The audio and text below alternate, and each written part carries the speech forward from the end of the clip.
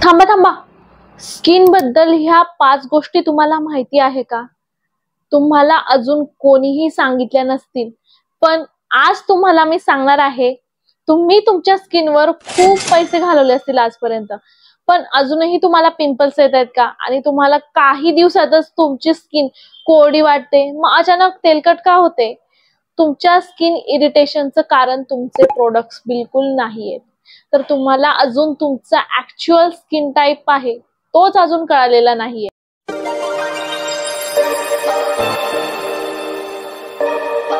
नमस्कार, मी दीपाली आणि आज आपण ग्लो विथ दीपालीवर जाणून घेणार आहोत आपल्या स्किन विषयी सर्व काही, तेही एकदम डिटेल मध्ये.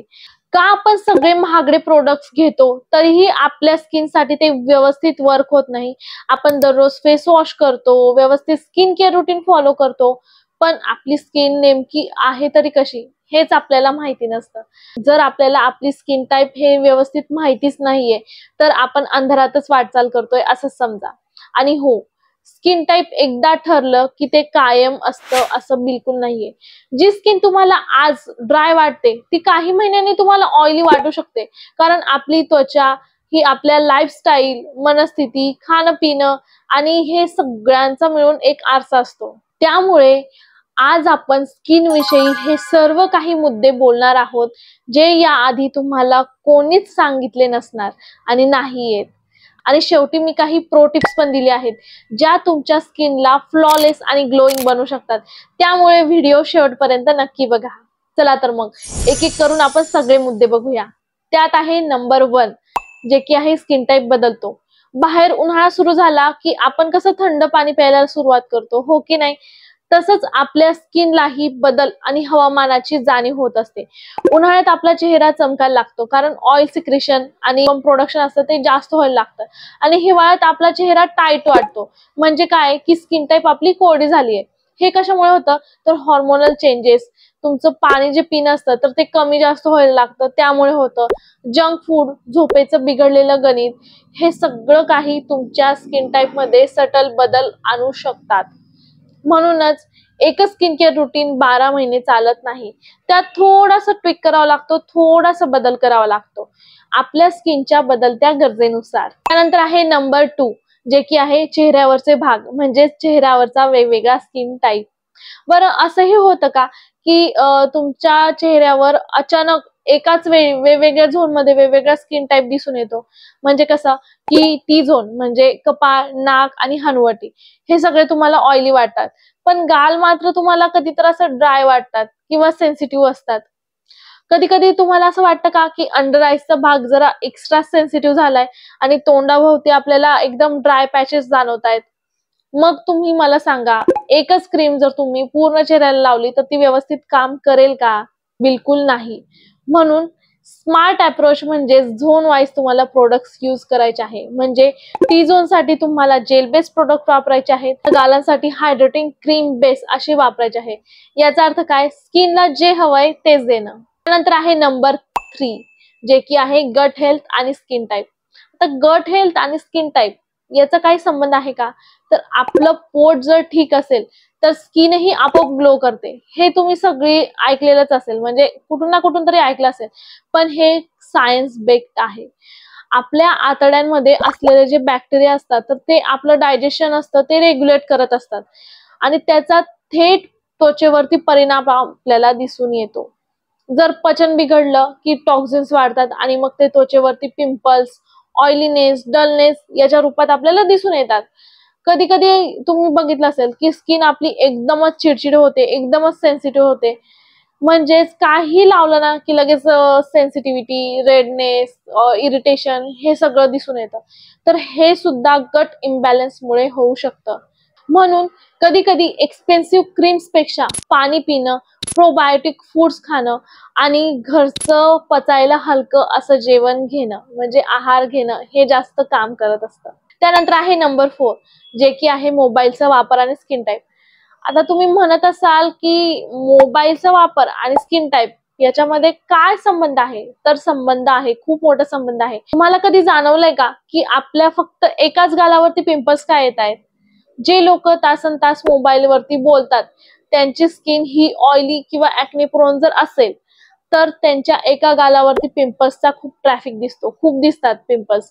आणि बहुतेक वेळा आपण काय करतो, फोन एकाच गालावरती लावतो आणि मग फोन गरम होतो, त्या स्क्रीनवरचे बॅक्टेरिया आपल्या स्किनवरती ट्रान्सफर होतात आणि मग हळूहळू पोर्स क्लॉग होणं आणि त्या भागात पिंपल्सचा एकदम थर जमा होणं असं आपल्याला दिसून येतं. म्हणून फोन नेहमी स्वच्छ ठेवा, त्याला वेळेच्या वेळेस सॅनिटाईज करा आणि शक्य असेल तिथे तुम्ही हेडफोन्सचा वापर करा. त्यामुळे काय होणार आहे तर तुमचा स्किन बॅरियर जो आहे तर तो एकदम प्रोटेक्ट राहणार आहे. त्यानंतर आहे नंबर 5, जे की आहे मनस्थिती आणि त्वचेचा संबंध.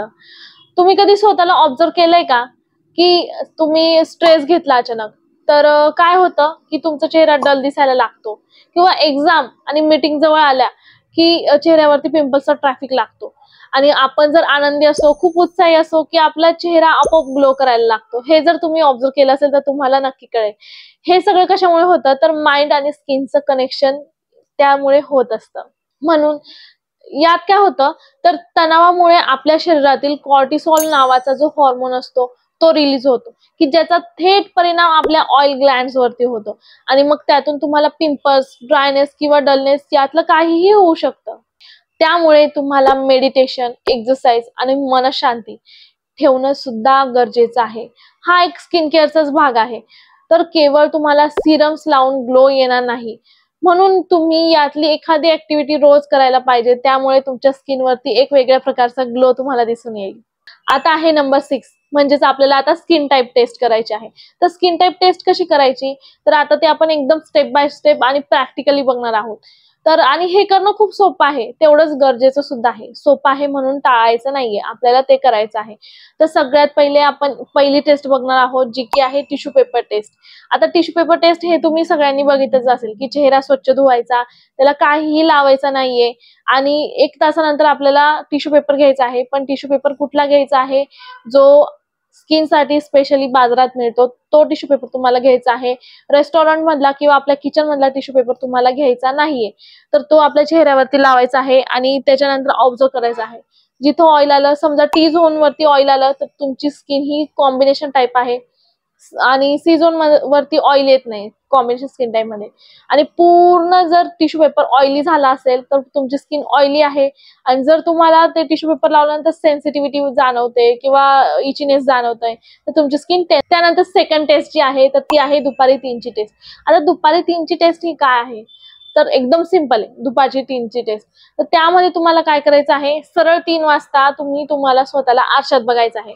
तर तुमची स्किन कशी दिसून येते तर तुम्हाला तुमच्या स्किनवरती ऑइलीनेस दिसून येतंय का, ड्राय जाणवते का, नेहमीप्रमाणे आपलं सेन्सिटिव्ह जाणवते का, नॉर्मल दिसते.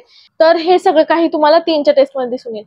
आता 3ची टेस्ट कशी आहे, जर तुम्हाला तुमचा चेहरा 3 वाजता ऑइली दिसून येत असेल पूर्ण चेहरा तर समजायचं तुमची स्किन ही ऑइली आहे. आणि जर पूर्ण ड्राय दिसतोय, काहीच दिसत नाहीये ऑइल वगैरे, तर तुमची स्किन ही ड्राय आहे, ताणल्यासारखी दिसत आहे तर ड्राय आहे. आणि जर एकदम नॉर्मल दिसते, म्हणजे जसं तुम्ही सकाळी उठून गेले होते तशीच तुम्हाला स्किन तुमची दिसत आहे, सकाळी फेस वॉश केल्यानंतर जी स्किन आहे जशीच्या तशी दिसत आहे तर तुमची स्किन ही नॉर्मल आहे. आणि जर समजा तुम्हाला दुपारच्या वेळेस असं सेन्सिटिव्हिटी वाटत असेल, चेहरा एकदम असं सेन्सिटिव्ह जाणवत असेल तर तुमची स्किन ही सेन्सिटिव्ह आहे. त्यानंतर थर्ड टेस्ट जी आहे तर ती आहे ऑब्झर्वेशन टेस्ट. आता ऑब्झर्वेशन टेस्ट मध्ये काय करायचं आहे तुम्हाला तर सकाळी उठल्यानंतर तुमची स्किन कशी वाटते, टाईट वाटते, एकदम ऑइली वाटते का नॉर्मल वाटते, ही एक स्किन टेस्ट आहे. त्यानंतर उन्हात गेल्यावर खूप तेलकट होते का तुमची स्किन, हे एक ऑब्झर्वेशन करायचं आहे. आणि त्यानंतर काहीही लावल्यानंतर तुमची स्किन लगेच चिडचिडी होते का, म्हणजे लगेच तिला इरिटेशन होते का, पिंपल्स येत आहेत का किंवा रेड होते का, तर ह्या सगळ्या टेस्ट आहे. ह्या सगळ्या टेस्ट तुम्ही करू शकता. त्यानंतर आहे नंबर 7, म्हणजे स्किन टाइप प्रमाणे प्रोडक्ट्स निवडणे. तुम्हाला हे नेहमी लक्षात ठेवायचं आहे की वन साइज फिट्स ऑल या स्किन केअर मध्ये विश्वास ठेवायचा नाहीये. म्हणजे भरपूर प्रोडक्ट्स वरती लिहिलेलं असतं फॉर ऑल स्किन टाइप. असे प्रोडक्ट्स तुम्हाला चुकूनही तुमच्या स्किनवरती यूज करायचे नाही, कारण तुम्हाला माहितीच नाहीये ते प्रोडक्ट तुमच्या स्किनवरती कसं वर्क करणार आहे. त्याच्यामुळे ऑल स्किन टाइपचं जे प्रोडक्ट आहे ते कोणीही अचानक असं यूज करायचं नाहीये. सगळ्यात पहिले तुम्हाला पॅच टेस्ट करायचे आहे. जर पॅच टेस्टने जर ते तुम्हाला सूट झालं तर तुम्ही ते यूज करा. आणि स्पेशली सेन्सिटिव्ह स्किनने तर अवॉइड करा, बिलकुल यूज करू नका सेन्सिटिव्ह स्किन वाल्यांनी ऑल स्किन टाईपचे प्रोडक्ट. तर सगळ्यात पहिले बघणार आहोत आपण ड्राय स्किन वाल्यांनी कसे प्रोडक्ट्स यूज करायचे. तर प्रोडक्ट्स निवडताना ते अल्कोहोल फ्री असायला पाहिजे, म्हणजे टोनर जे असणार ते अल्कोहोल फ्री असायला पाहिजे. हायड्रोनिक ऍसिडचे सिरम तुम्ही यूज करू शकतात आणि थिक मॉइश्चरायझरचा वापर करायचा आहे. जर तुमची स्किन ऑइली असेल तर तुम्हाला water based cleanser, gel based moisturiser and non comedogenic प्रोडक्ट्सचा वापर करायचा आहे. नॉन कमेडोजेनिक म्हणजे जे प्रोडक्ट्स तुमचे पोर्स क्लॉग करत नाही असे प्रोडक्ट्स. आणि जर तुमची स्किन सेन्सिटिव्ह असेल तर तुम्हाला फ्रेग्रन्स फ्री, पॅराबिन फ्री आणि खूप कमी इन्ग्रेडियंट्स असलेले प्रोडक्ट्स तुम्हाला निवडायचे आहे. आणि जर तुमची नॉर्मल स्किन असेल तर वा, एकदम भारी, तुम्हाला कुठलेही प्रोडक्ट सूट होऊ शकतात. म्हणजे तुमची स्किन इतकी छान असते ना की तुम्ही काहीही लावलं तरी काही प्रॉब्लेम नसतो, सगळे प्रोडक्ट्स तुम्हाला सूट होतात आणि त्याची काही रिॲक्शन सुद्धा होत नाही. त्याच्यामुळे मला नॉर्मल स्किन ही खूप आवडते. पण काय करायचं, स्किन आपली जी आहे ती माझी आहे कॉम्बिनेशन टाईप, म्हणजे मला 2 टाईपचे स्किन केअरचे प्रोडक्ट्स विकत घ्यावे लागतात. त्याच्यामुळे ज्यांची नॉर्मल स्किन आहे ते तर एकदम भारी आहे आणि खूप छान आहे. आता आपण ज्या टिप्सची वाट बघत आहोत ती प्रो टिप्सचा टाइम आलेला आहे. ज्यांच्या स्किन मध्ये बऱ्याच वेळा चिडचिड होते त्यांनी बॅरियर रिपेअर क्रीम्सचा वापर करावा, ते खूप उपयोगी ठरतात. ज्यांची स्किन सेन्सिटिव्ह असेल ना तर त्यांनी बॅरियर रिपेअर क्रीम जे असतात तर ते यूज करून बघायला पाहिजे. ते खरंच तुमच्या स्किन साठी एकदम चांगले वर्क करतील.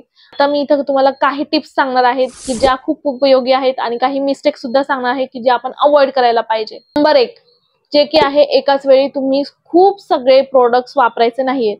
तुमची स्किन तुम्हाला ड्राय वाटली तर तुम्ही लगेच काय करता, एखादं सिरम आणतात, मग मॉइश्चरायझर आणतात, मग ऑइल आणतात, मग सनस्क्रीन आणतात आणि मग ते सगळं लावल्यानंतर प्रायमर लावतात आणि मेकअप करतात आणि शेवटी काय होतं की पिंपल्स येतात. कारण काय, आपण आपल्या स्किन टाईपला व्यवस्थित समजूनच घेतलं नाहीये.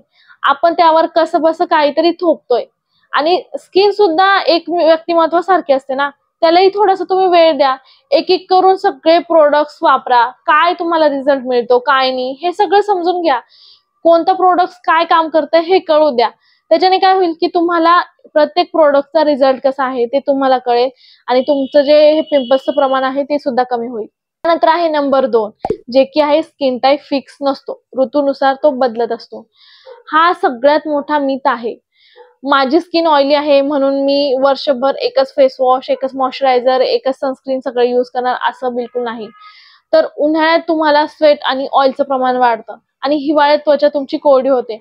त्याप्रमाणे तुम्ही तुमच्या सीझन नुसार तुम्हाला तुमचं स्किन केअर रुटीन जे आहे तर ते तुम्हाला बदलायला पाहिजे. जसं आपण कपड्यांचं वॉर्डरोब स्विच करतो ना सीझन प्रमाणे, तसंच तुम्ही तुमच्या स्किन केअरचं रुटीन सुद्धा तुम्हाला स्विच करायचं आहे. नंबर 3 म्हणजे घरगुती उपाय म्हणजे सगळ्यांवर काम करणार नाहीये. आता इंटरनेटवर येतं की दही, बेसन, लिंबू हे घ्या आणि ते लावा, म्हणजे आपण सगळं लगेच चेहऱ्यावर लावतो. पण प्रत्येक स्किनला साजेचं नसतं. कारण जर तुमची जर सेन्सिटिव्ह स्किन असेल ना तर त्या व्यक्तीने तर बिलकुल लिंबूचा वापर करायचा नाहीये. तर लिंबूने काय होतं तर रॅशेस येऊ शकतात आणि त्यामुळे ब्लाइंडली घरगुती उपाय बिलकुल तुम्ही करायला जाऊ नका. त्याच्यामुळे तुमची स्किन ही सेन्सिटिव्ह होऊ शकते किंवा काही प्रॉब्लेम्स होऊ शकतात. त्यासाठी व्यवस्थित ऍडवाइस घ्या किंवा अगोदर तुम्ही पॅच टेस्ट करा आणि पॅच टेस्ट केल्यानंतर तुम्ही हे सगळे काही प्रोडक्ट्स तुम्ही लावू शकता. त्यानंतर आहे नंबर 4, स्किनला आराम द्या. नो मेकअप डेज ठेवा. आपण रोज चेहऱ्यावर काहीतरी लावतो, फाउंडेशन, कॉम्पॅक्ट, ब्लश किंवा पावडर सुद्धा लावतो. पण कधी आपल्या त्वचेला फक्त श्वास घेऊ दिला का? 1-2 दिवस तरी नो मेकअप डेज ठेवा. म्हणजे काय, फक्त क्लिन्झर, मॉइश्चरायझर आणि त्याच्यावर सनस्क्रीन, बास, बाकी काही नाही. त्याने तुमची स्किन जी आहे तर ते तुमच्या स्किनचं जे नॅचरल ग्लो आहे ते परत मिळवण्याचं काम करणार आहे. या छोट्या गोष्टी खूप मोठा फरक करतात आणि जर तुम्ही ह्या चुका टाळल्या तर तुमची स्किन तुम्हाला एक दिवस नक्कीच थँक्यू म्हणणार आहे. तर आज आपण पाहिलं की स्किन टाईप एकाच पद्धतीने कायम बिलकुल राहत नाही, की चेहऱ्यावर वेगवेगळ्या भागांमध्ये वेगवेगळ्या स्किन टाईप असतं. पोट, मन आणि आपला मोबाईल यांचाही स्किनवरती जबरदस्त परिणाम होत असतो. म्हणून ग्लो ही केवळ बाहेरून लावलेली गोष्ट नाही, ती आतून बाहेर येत असते. आणि जर तुम्हाला तुमचा स्किन टाईप समजला तर 50% प्रॉब्लेम्स इथेच सॉल्व्ह होतात.